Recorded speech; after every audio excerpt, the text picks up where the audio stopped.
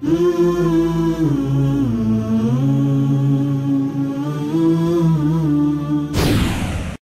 sure they're excited to hear how you came to Islam. Talk about this, talk about your past religious experiences and what led you to Islam. Sure. Actually, you know, it's kind of a fun topic for me because most people assume that I was Christian before I became Muslim. Mm-hmm. And I have to correct them. I have to tell them no. I was trying very hard to be a Christian. I had tried for many years to be a Christian in many different ways, and it just never worked out for me. And I get a lot of funny looks when I say that. But the bottom line is that what happened was that I started on a spiritual search about 19 years ago.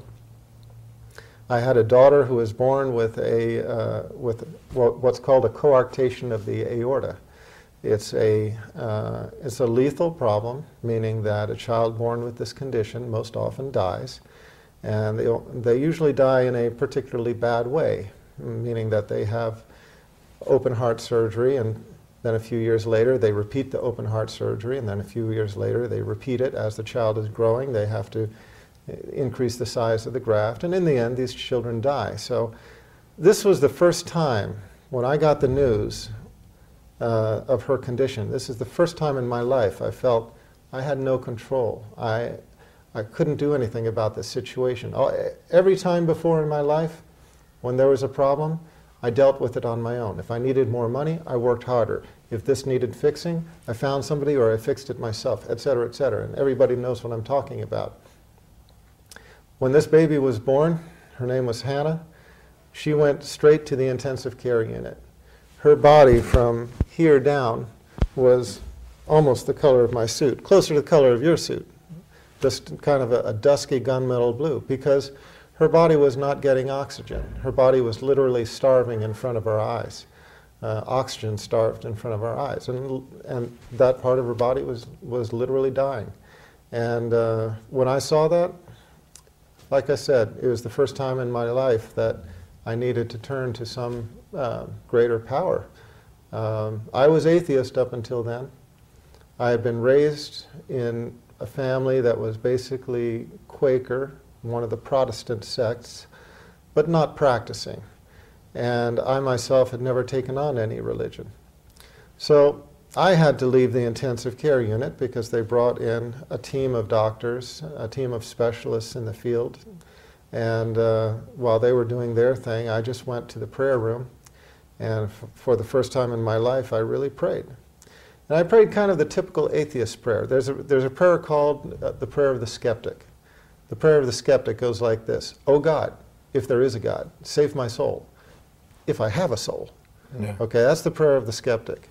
And most atheists, when they pray in this way. They say, "Oh God, if you are there," you know, because they're not quite sure. And that's basically what I prayed. I just said, "Oh God, if you're there, I don't know if you're there or not, but if you are, I need help." And I made a promise to my Creator on that day. I promised that if He would save the life of my child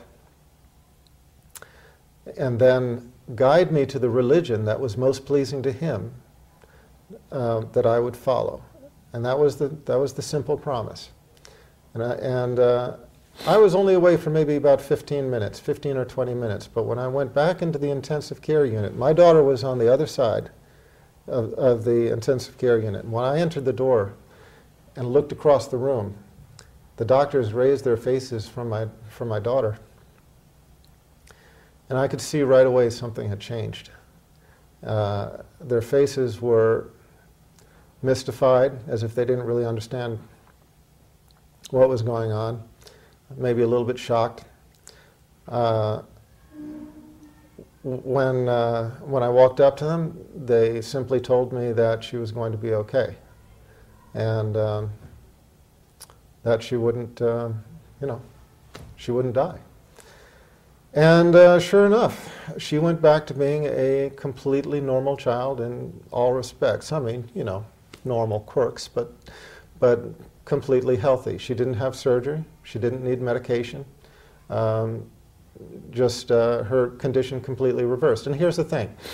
we had an ultrasound film of her heart beforehand, and we had an ultrasound film of her heart after. And before, she had the problem I told you about. After, it was completely gone, stone cold normal. And the doctors, I remember the doctors sort of went through an explanation, trying to make sense of it to me, trying to make sense of it to themselves. And I feel that they bought that explanation, but I remember standing there looking at them just thinking, you know, I know that explanation works for you, but it just doesn't work for me. And I prayed this prayer. And I just have to believe that this was the hand of my Creator. So I knew He had made good on His promise, and I had to make good on mine. So that started me on a religious search.